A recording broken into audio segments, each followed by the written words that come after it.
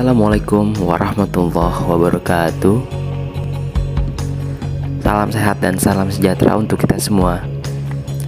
Dalam kesempatan kali ini, saya akan mempresentasikan dari mata kuliah aspek hukum dalam bisnis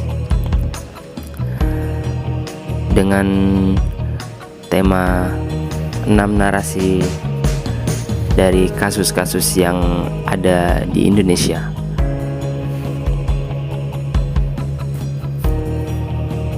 Dengan dosen pengampu Bapak Sugeng Prayetno. Perkenalkan, nama saya Abdul Gofur dari Prodi Manajemen Kelas Reguler Plus. Yang pertama, kasus kartu kredit. Kasus Bank Mandiri dengan nasabah. Kronologinya, Bank Mandiri digugat oleh nasabah sebesar 5 miliar rupiah. Pihak Bank Mandiri telah kalah dalam 2 kali persidangan, yakni tingkat pertama di Pengadilan Negeri Pekanbaru dan tingkat banding di Pengadilan Tinggi Pekanbaru. Putusan pengadilan tingkat pertama atau PN Pekanbaru dengan nomor 124-PDT-J-2020-PN-PBR dijatuhkan pada tanggal 2 November 2020. Sedangkan putusan PT Pekanbaru nomor 9-PDT-2021-PT-PBR dijatuhkan pada 4 Februari 2021. Dalam surat perkara ini berawal ketika penggugat atas nama Santi Wati Nainggolan mendadak terus-menerus mendapat tagihan kartu kredit antara tahun 2019 sampai Februari 2020. Santi mulai memperoleh tagihan kartu kredit setelah dirinya membuka rekening tabungan Bank Mandiri di kantor cabang pembantu Bank Mandiri Pekanbaru di Jalan Ahmad Yani pada 1 Maret 2019. Ia disebut memiliki tagihan kartu kredit sebesar 20 juta rupiah. Tagihan kartu kredit ini jadi misterius karena penggugat merasa tidak pernah membuka kartu kredit di Bank Mandiri.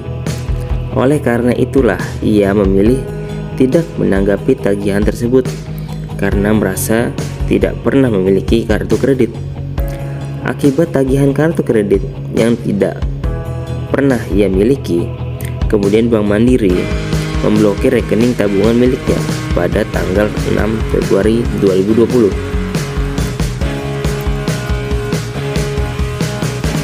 Lalu yang kedua, respon dari Bank Mandiri. Dalam surat putusan PN Pekanbaru juga tertuang jawaban atau eksepsi dari pihak Bank Mandiri.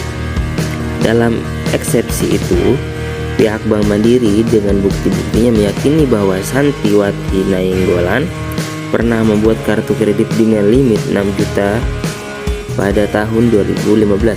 Sedangkan pemblokiran rekening tabungan milik penggugat dilakukan berdasarkan ketentuan yang diatur dalam butir 8.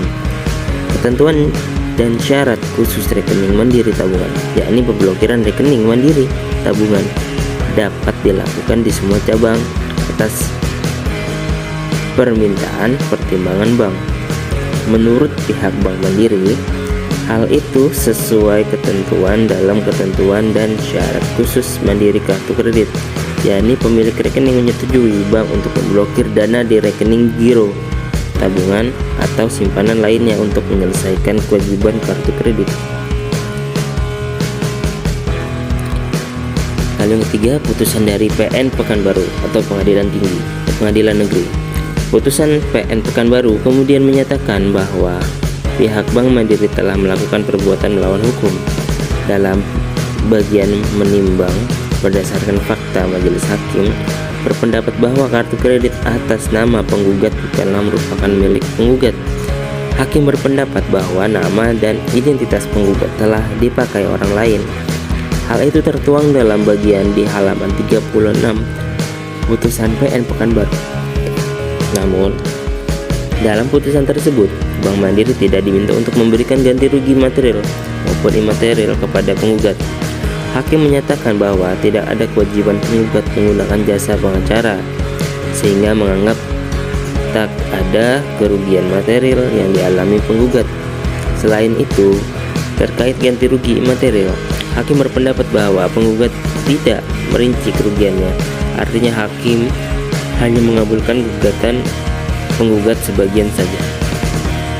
Lalu yang keempat, putusan dari Pengadilan Tinggi Pekanbaru atau PT Pekanbaru. Dalam putusan Pengadilan Tinggi Pekanbaru, hakim memiliki keyakinan lain terkait ganti rugi material dan imaterial. Hakim PT Pekanbaru menyebut bahwa sudah benar putusan hakim tingkat pertama, di mana disebut bahwa penggugat tidak memiliki kerugian material. Tetapi hakim Pengadilan Tinggi meyakini bahwa penggugat mengalami kerugian imaterial. Namun hakim tidak hanya mengabulkan ganti rugi material senilai 50 juta rupiah dari gugatannya yang sebesar 5 miliar.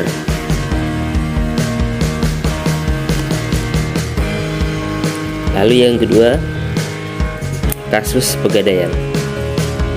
Di sini kasusnya adalah oknum karyawan yang korupsi sebesar 5,7 miliar di PT Pegadaian. Kronologinya, Kejaksaan Negeri atau Kejari Jakarta Barat mulai menyelidiki kasus dugaan korupsi kredit cepat aman atau KCA fiktif dan barang jaminan dalam proses lelang atau BJDPL fiktif di kantor PT Pegadaian Persero, unit pelayanan cabang UBC Anggrek, Jakarta Barat. Untuk sementara, kerugian negara ditaksir mencapai 5,7 miliar rupiah. Lalu, Reopen menambahkan tim penyidik seksi tindak pidana khusus akan terus melakukan pendalaman dari keterangan saksi dan barang bukti guna memenuhi unsur pasal 2 ayat 1 atau pasal 3 Undang-Undang Republik Indonesia nomor 31 tahun 1999 tentang pemberantasan tindak pidana korupsi sebagaimana telah diubah menjadi Undang-Undang RI No 20 tahun 2001 tentang perubahan atas Undang-Undang RI No 31 tahun 1999 tentang pemberantasan tindak pidana korupsi.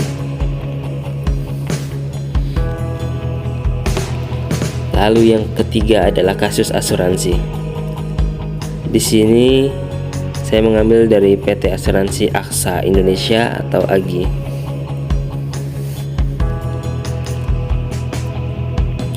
Dikutip dari Jakarta, CNN Indonesia, Otoritas Jasa Keuangan atau OJK mencabut izin usaha PT Asuransi Aksa Indonesia atau AGI setelah entitas tersebut bergabung atau merger ke PT Mandiri Aksa General Insurance atau MAGI. Sejalan dengan itu, MAGI mengembalikan izin usaha AGI ke OJK.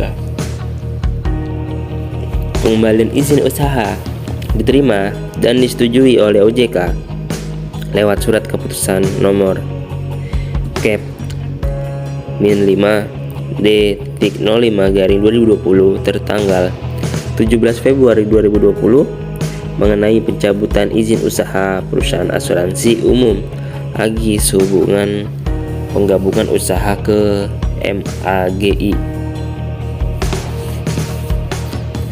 MAGI dan AGI.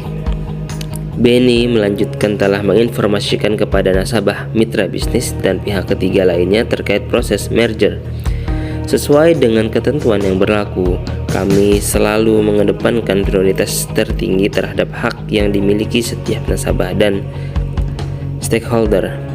Jelasnya, mencermati peta persaingan asuransi umum di Indonesia, MAGI fokus pada strategi bisnis yang potensial seperti commercial lines, financial, marine cargo, asuransi kesehatan, dan perlindungan gaya hidup.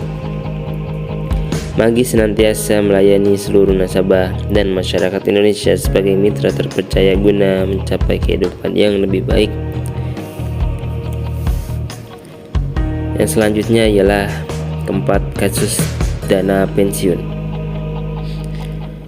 Di sini saya mengambil penyalahgunaan dana pensiun oleh PT Bank Negara Indonesia atau PT BNI, Bank BNI. Adanya 5 pola penyalahgunaan keuangan oleh BNI, terutama keuangan yang menjadi hak para tenaga kerja. Kelima hal tersebut adalah: pertama, pembayaran uang pesangon; kedua, manfaat pensiun bulanan; ketiga, tunjangan hari tua atau THT; keempat, jaminan hari tua atau jam sostek; kelima, perawatan kesehatan pensiun BNI dan keluarganya.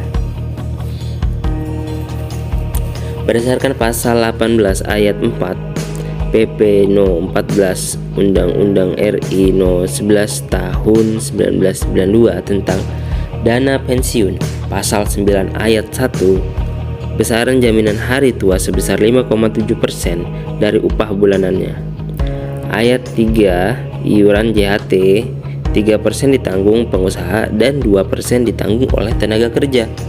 Saat ada jam sostek, pegawai telah dipertanggungkan ke ASTEK atau asuransi tenaga kerja.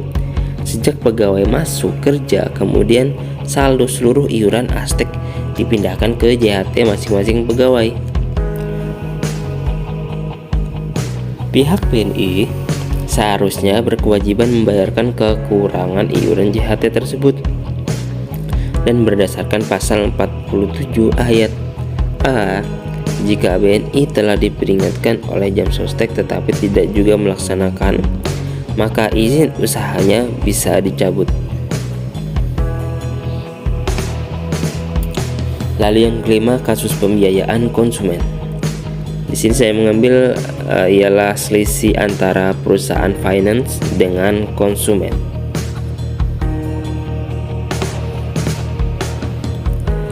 Sengketa konsumen di Kalimantan Selatan atau Kalsel didomisili kredit macet terkait kendaraan bermotor, sehingga kerap menimbulkan kasus perselisihan antara pemilik kendaraan dan pihak perusahaan pembiayaan atau leasing. Biasanya penarikan secara sepihak oleh leasing yang menimbulkan permasalahan karena pemilik kendaraan juga tidak terima. Terang Majelis Badan Penyelesaian Sengketa Konsumen atau BPSK Kota Banjarmasin, Nawang Wijiati pada hari Rabu tanggal 16 bulan 4 2021. Lalu BPSK dibentuk pemerintah atas amanat Undang-Undang Nomor 8 Tahun 1999 tentang perlindungan konsumen dalam rangka mendukung pelaksanaan penyelenggaraan perlindungan konsumen melalui penyelesaian sengketa konsumen di luar pengadilan. Lalu yang keenam, kasus pembiayaan perumahan. Di sini saya mengambil tentang penipuan perumahan berkedok syariah di Bekasi. Kepolisian berhasil membongkar kasus penipuan jual beli rumah dengan modus penawaran perumahan syariah. 4 orang terlibat kasus itu pun dibekuk, antara lain AD, MAA, MMD, dan SM.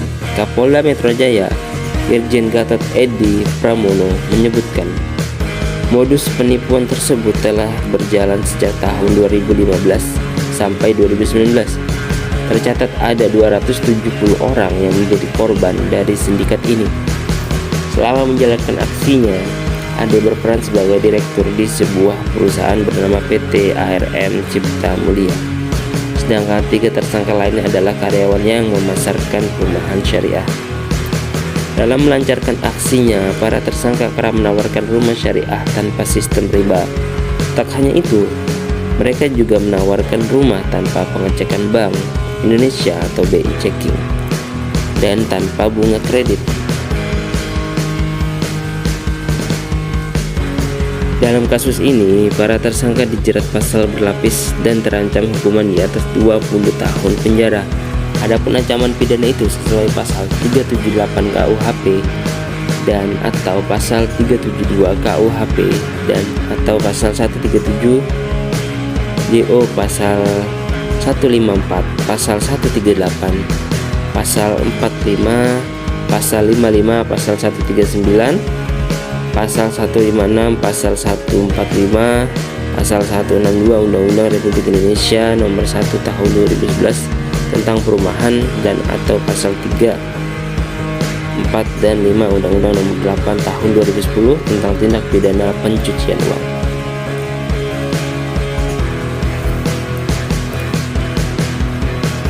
Oke, baik. Terima kasih semuanya. Semoga bermanfaat untuk kita semua dan semoga kita terbebas dari kasus-kasus, dari setiap kasus yang ada. Terima kasih. Wassalamualaikum warahmatullahi wabarakatuh.